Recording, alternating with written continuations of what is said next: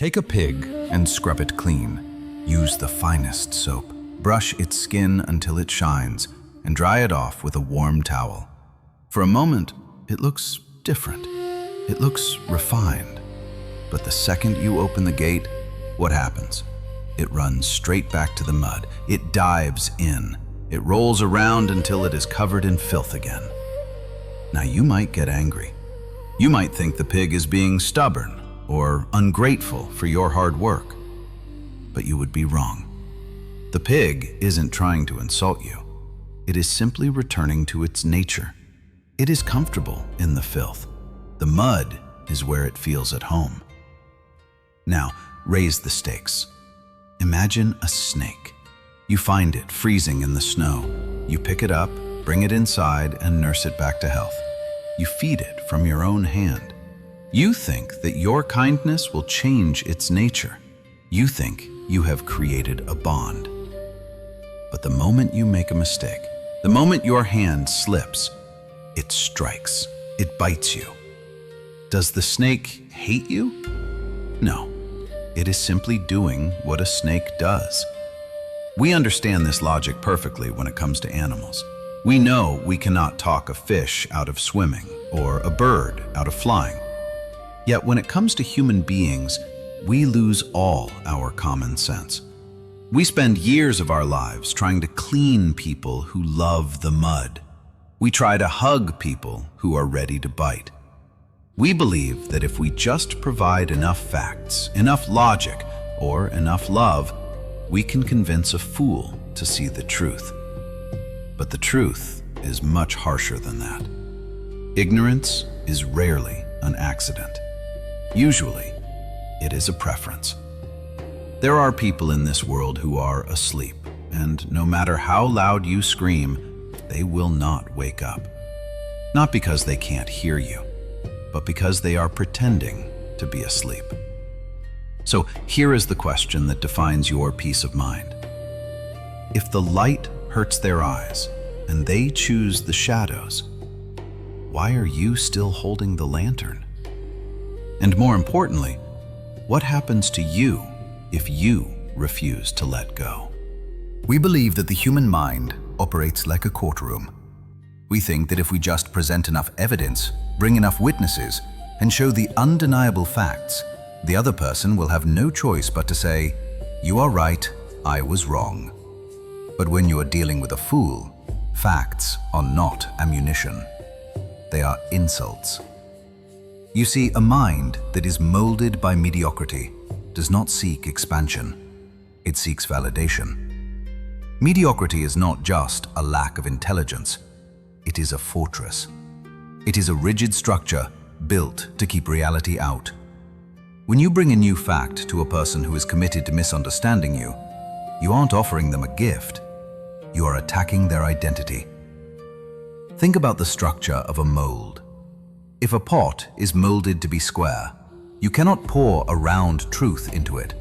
It will spill over. It will make a mess. And the pot will blame the water for not fitting. This is why you feel that exhaustion in your chest when you argue with someone who refuses to listen. You are trying to use logic on an emotional addiction. They are addicted to their own limitations.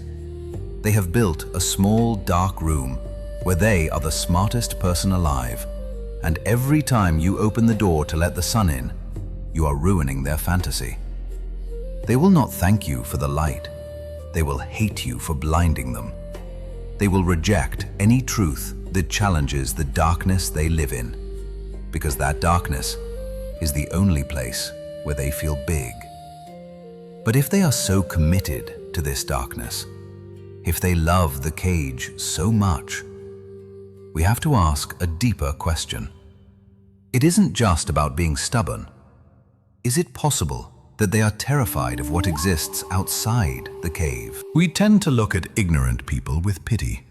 We tell ourselves, they just don't know any better. We assume that if we gave them the map, they would immediately start walking toward the destination. But this is the critical mistake. You are assuming that ignorance is an accident. You are assuming it is a lack of resources. In reality, ignorance is often a strategy. It is a preference for comfort over the chaos of reality. Thousands of years ago, Plato described a cave where prisoners were chained, facing a wall. All they saw were shadows cast by a fire behind them. To them, the shadows were the entire world. That was their truth. Now, imagine if you dragged one of them outside. Imagine forcing them to look directly at the sun. What is the first thing that would happen? Pain. The light would blind them. It would hurt. Their eyes, accustomed to the dark, would scream in protest. They wouldn't marvel at the beauty of the world. They would resent you for the suffering you caused them. Truth is heavy. Truth implies responsibility. If you acknowledge the light, you have to change the way you walk. You have to change how you live. But if you stay in the cave, if you stay in the shadows, you don't have to change a thing. You can stay small. You can stay safe.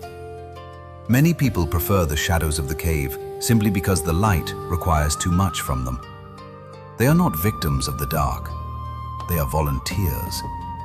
And this brings us to a terrifying realization about your own life. When you try to wake these people up, you aren't just annoying them. You are threatening their sanctuary. So, if they have chosen the mud, and if they have chosen the shadows, what exactly are you doing when you try to pull them out? Are you saving them? Or are you just becoming another shadow on their wall? This brings us to the hardest truth you will ever have to accept. It is the lesson that breaks the hearts of the most empathetic people among us. You cannot save everyone. We operate under this arrogant assumption that we are the authors of other people's destiny. We think that our love is strong enough to rewrite their nature. We think our logic is sharp enough to cut through their delusions. But go back to the beginning. You didn't put the mud in the pig's nature. You didn't put the venom in the snake. And you did not build the cave that the fool is hiding in. The reason there are some people you can never wake up has absolutely nothing to do with your volume. It is not about your inability to explain things clearly. It is not a failure of your character. It is simply because they have chosen to stay asleep. They have looked at the options, and they have chosen the mud over cleanliness. They have chosen the shadows over the light. They have chosen the fragmented, broken view of reality because the whole picture is too terrifying for them to bear. When you try to force them to change, you are fighting a war against their fundamental nature. You are trying to use your energy to fuel their engine, and the only thing that happens is that you run dry. You become exhausted, cynical, and bitter, while they remain exactly where they started. You have to stop taking their commitment to ignorance personally. You have to realize that you have been banging your head against a wall, hoping the wall would get a headache. So, if the pig belongs in the mud and the sleeper belongs in the cave, where do you belong? If you stop pouring your energy into a bottomless pit, what could you build for yourself instead? Here is the most dangerous part of this entire dynamic. We often think that our interactions with these people are neutral. We think we can step into the mud, offer a hand, and step back out clean. But energy is contagious. There is a very specific rule of physics that applies to human psychology. Gravity is always stronger than the climb. It is infinitely easier for someone to pull you down into a hole than it is for you to pull them up out of it. When you spend your time arguing with a fool, when you spend your days trying to rationalize with the irrational, you do not elevate them to your level. You lower yourself to theirs. To communicate with them, you have to speak their language. To fight them, you have to use their weapons. And suddenly, you aren't the person holding the light anymore. You are just another person screaming in the dark. This is the infection.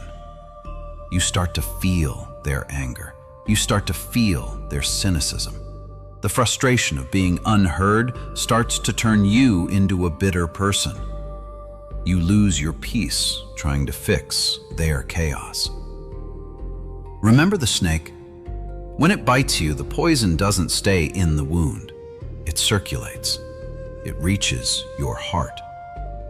By trying to change a nature that cannot be changed, you allow their poison to enter your system. You become drained, irritable, and exhausted. You have to ask yourself, how much of your own sanity have you already sacrificed on the altar of their stubbornness? You are treating your peace of mind like it is a cheap currency, spending it on people who do not value the transaction. If you continue to stand in the splash zone of the mud, you will get dirty. It is inevitable. So, now that we see the cost, now that we see the danger, the only logical question remains. If we cannot change them, and if fighting them destroys us, how do we actually win? Is it possible that the only way to win this war is to leave the battlefield entirely? There is an ancient piece of wisdom that warns us, do not cast your pearls before swine. For a long time, we have misunderstood what this means. We think it is an insult to the swine, but it is actually a warning to you, the holder of the pearls. If you take a diamond, a gem that took millions of years to form, cut to perfection, and you toss it into the pig pen, what will happen? The pig will not examine it. It will not admire the way it catches the light. It will sniff it, realize it cannot eat it, and then it will trample it into the muck. And here is the crucial part. You cannot blame the pig. To a pig, a diamond is just a hard rock. It has no use for it. The error was yours. You offered value where there was no capacity to receive it. Your time, your energy, your love, and your truth. These are your diamonds. These are the most expensive things you own. When you continue to offer them to people who are committed to misunderstanding you, you are bankrupting yourself. You are throwing your wealth into the mud and wondering why you feel poor. Walking away is not an act of weakness. It is an act of financial management for your soul. You have to learn the power of withdrawal. When you realize that the door is locked from the inside, you stop knocking. You stop shouting through the keyhole. You simply turn around. There is a tremendous... You aren't spending your life trying to fix them. What are you supposed to do with you? Once you stop pouring your water onto rocks, hoping they will grow, a strange thing happens. You realize you still have a full bucket. You have all this energy, this drive for improvement that was previously being wasted on a void. Now, you become the builder.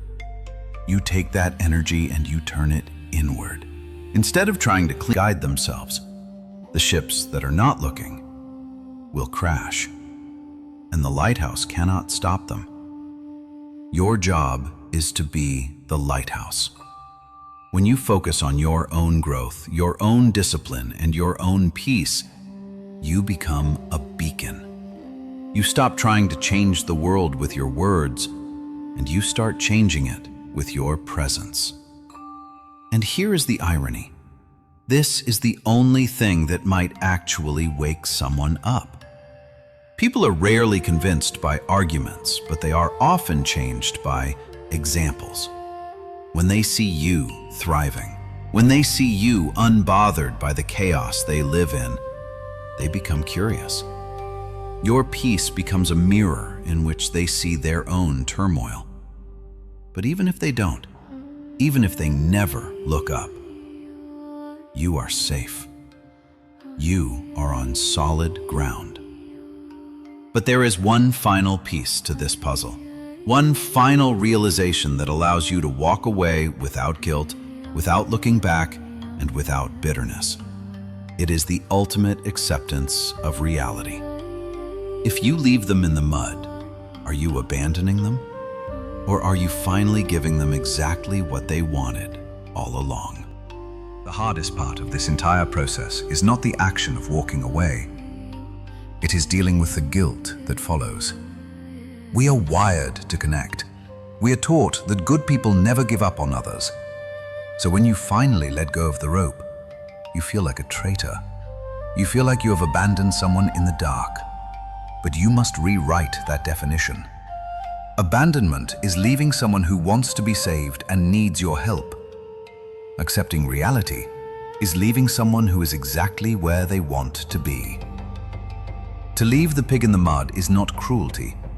It is respect for its nature. To leave the sleeper in the cave is not neglect. It is acknowledging their right to choose their own reality. True respect for another human being includes respecting their right to be wrong. It includes respecting their decision to choose comfort over truth. If you force the light onto them, you become the aggressor. You become the tyrant trying to dictate their reality. The moment you understand this, the weight lifts off your shoulders. You realize that you are not responsible for fixing the broken fragments of someone else's worldview. You are only responsible for what you do with your own light. You aren't abandoning them to their fate. You are simply returning them to their choices. And in doing so, you are finally, truly setting yourself free. Start walking your own path. The shadows will always be there for those who want them. But for you, it is time to step into the sun. If this video helped you release a burden you've been carrying, hit the like button. It helps this message find other people who need to hear it. In the comments below, tell me your story. Have you had to learn the hard way that you cannot change people? Let's discuss it. And if you are ready to stop focusing on the shadows and start building your own lighthouse, subscribe and ring the bell. We explore the uncomfortable truths that lead to real growth here every week. Stop watering the rocks. Start building your life. I'll see you in the next video.